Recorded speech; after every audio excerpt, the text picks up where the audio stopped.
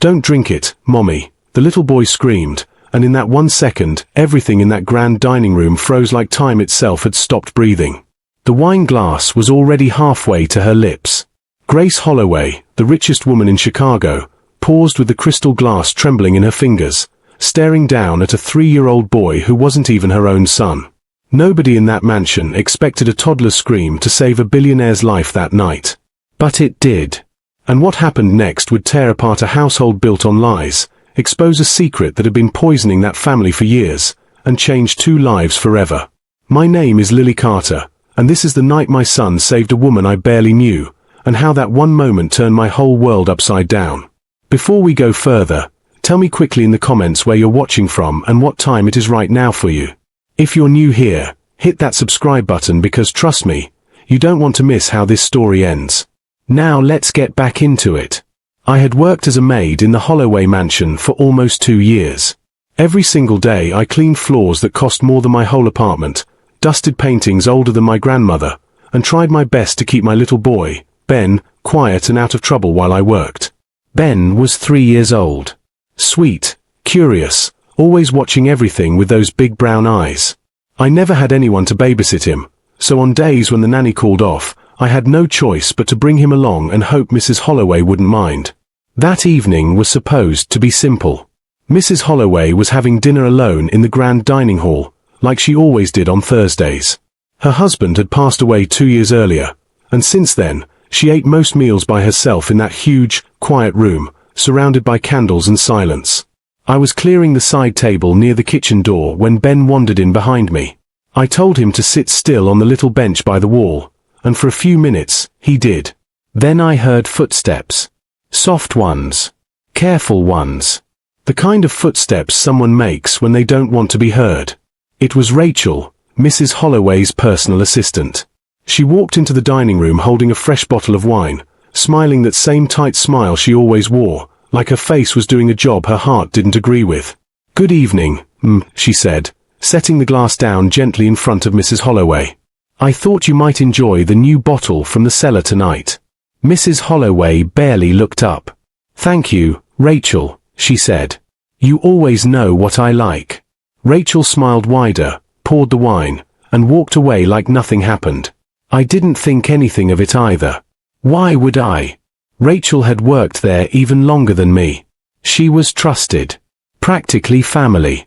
But my son wasn't watching Rachel's face. He was watching her hands. And 3-year-olds notice things adults don't. Ben slipped off that bench before I could stop him.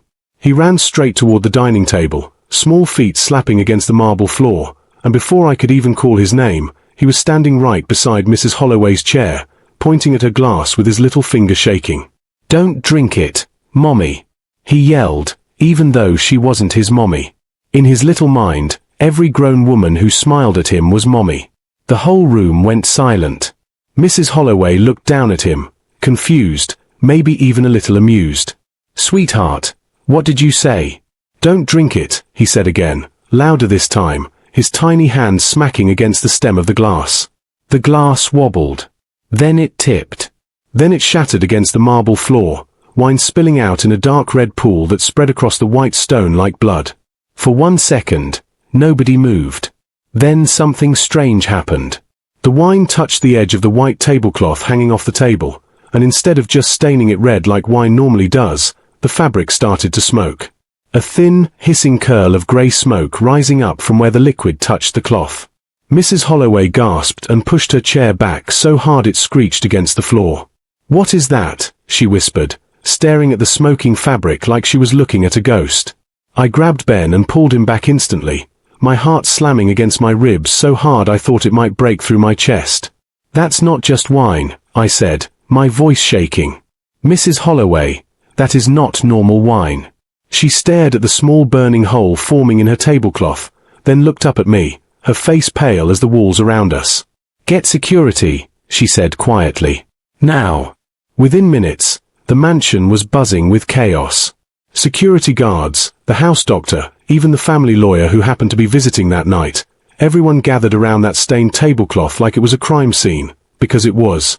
The house doctor took a sample of the wine and ran it through a quick field test kit they kept for the wine seller's insurance purposes.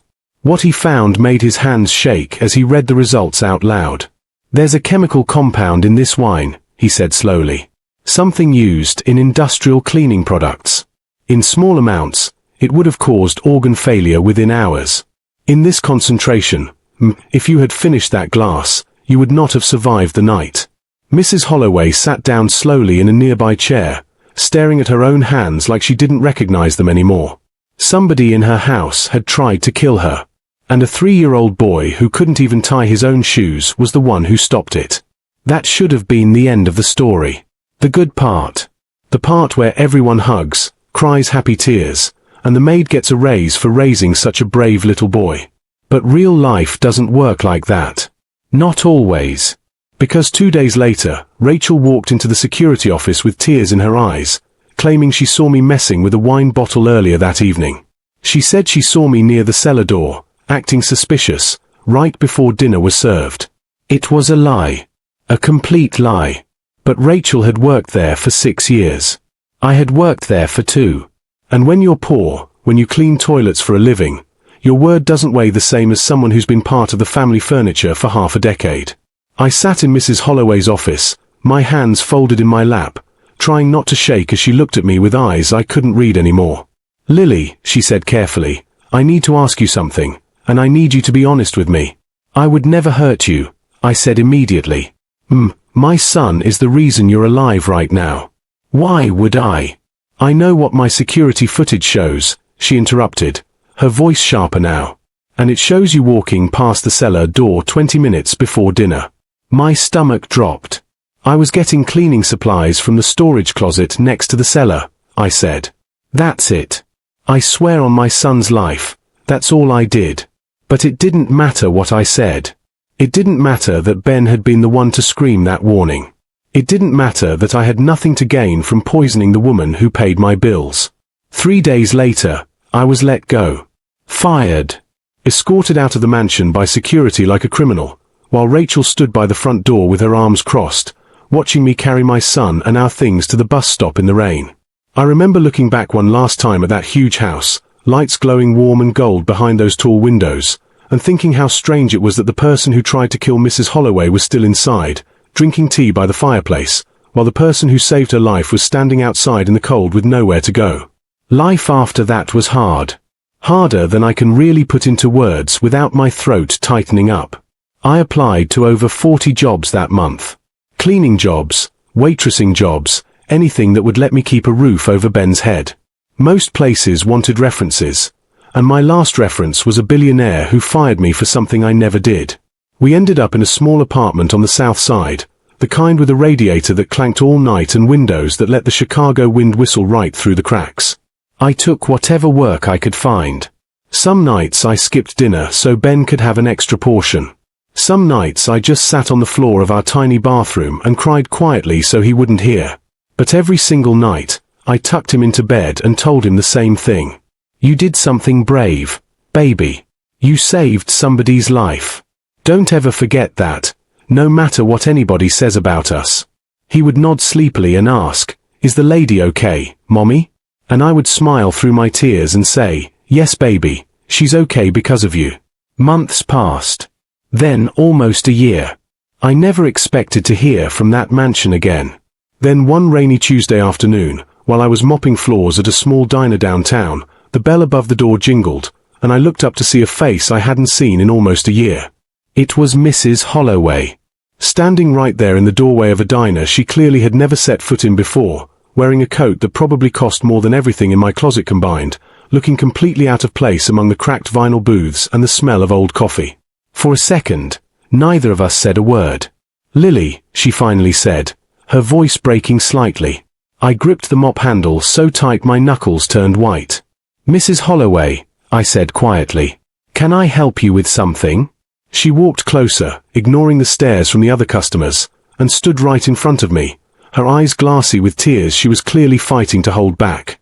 "I found the truth," she said. "It took almost a year, but I found it." My chest tightened. "What truth?" "It was Rachel," she whispered. "It was Rachel the whole time. She explained everything right there in that diner, her voice shaking as the words poured out of her. After I left, the private investigator she hired had gone through months of old financial records and found something strange. Rachel had taken out a massive life insurance policy on Mrs. Holloway nearly a year before that night. Secretly listed as a beneficiary through a shell company neither Mrs. Holloway nor her lawyers had noticed, buried deep in old paperwork. Rachel wasn't just an assistant. She had spent years slowly gaining Mrs. Holloway's trust, waiting for the perfect moment to strike, and blaming me had been the easiest way to cover her tracks while staying close enough to try again. 2 weeks after I was fired, Rachel tried again. A different method this time. A tampered medication bottle.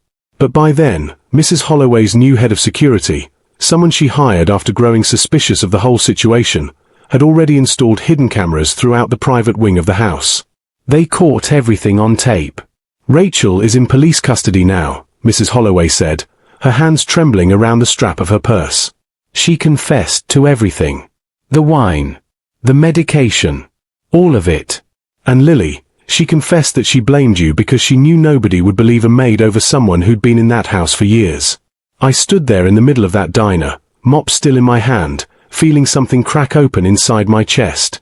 All those months of struggling, of scraping by, of being looked at like a criminal in job interviews. And it had all been because of a lie told by a woman who was trying to kill her own employer. I'm so sorry, Mrs. Holloway said, tears finally spilling over. I should have trusted you. I should have trusted your son. He tried to warn me, and instead of thanking your family, I threw you both out into the street. I didn't know what to say. Part of me wanted to scream. Part of me wanted to cry. But mostly, I just felt tired. Tired from carrying something so heavy for so long. Where's Ben? She asked softly. I need to see him. I need to thank him properly. I called my neighbor, who was watching him for the afternoon, and 20 minutes later, Ben came running through that diner door in his little rain boots, curls bouncing, cheeks red from the cold. The moment he saw Mrs. Holloway, his whole face lit up like he was seeing an old friend. Is the lady okay? He asked immediately, exactly like he'd asked me every single day for the past year. Mrs. Holloway knelt down in front of him, right there on the diner floor, not caring about her expensive coat touching the dirty tile, and she wrapped her arms around him. I'm okay because of you, sweet boy, she whispered into his curls. You saved my life. Watching that moment, I finally let myself cry too. Not sad tears this time. Something else. Relief, maybe. Or the feeling of finally being seen after being invisible for so long. That night, Mrs. Holloway insisted on driving us home. Not to our cramped apartment on the south side, but she asked if she could take us somewhere else first. A place she said she'd been renovating for the past few months without telling anyone why. We pulled up outside a beautiful little house not far from the lake, warm lights glowing from every window, and she handed me a set of keys with shaking hands. This is yours, she said. If you'll accept it. It's not charity, Lily. It's back pay for 2 years of work, plus interest for the year I let you suffer because I didn't trust you enough. And it's a thank you, for the bravest little boy I have ever met. I couldn't speak. I just stood there holding those keys, staring at a house that felt like a dream I was scared to wake up from. Over the next few months, Mrs. Holloway and I grew close in a way I never expected. She started visiting often, first to check on Ben, then just to talk, then to share dinner with us at our little kitchen table instead of that giant dining hall where everything had started. She told me things I never knew. How lonely she had been since her husband passed. How Rachel's betrayal had made her question every relationship in her life. How the sound of my son's laughter in her house that first year had been the only real joy she'd felt in a long time. I told her things too. About growing up with nothing. About Ben's father leaving before he was even born. About how scared I had been every single day, wondering if I was strong enough to give my son the life he deserved. Somewhere between the shared dinners and the late-night conversations on my porch, something shifted between us. Something neither of us expected, but neither of us wanted to stop either. 1 year after that terrifying night in the dining room, Mrs. Holloway invited us back to the mansion for dinner. This time, there was no fear in the air. Just candles, soft music, and Ben running around the same halls he once got scolded for touching. After dinner, She asked me to walk with her out to the garden behind the house, the same garden where I used to sneak Ben out to play when nobody was looking. Under the string lights hanging between the trees, she turned to face me, her hands trembling just like they had that day in the diner. "Lily," she said, her voice thick with emotion. "2 years ago, a little boy saved my life by yelling 3 simple words. And somehow, that same little boy led me to the family I never knew I was missing." She reached into her coat pocket and pulled out a small velvet box. "I'm not asking you to be my maid anymore," she said, her eyes glistening. "I'm asking you to be my family. Forever. Will you marry me, Lily?" I stood there in that garden, under those soft lights, holding back tears while my son tugged on my sleeve asking if the lady was going to be his new mommy for real this time.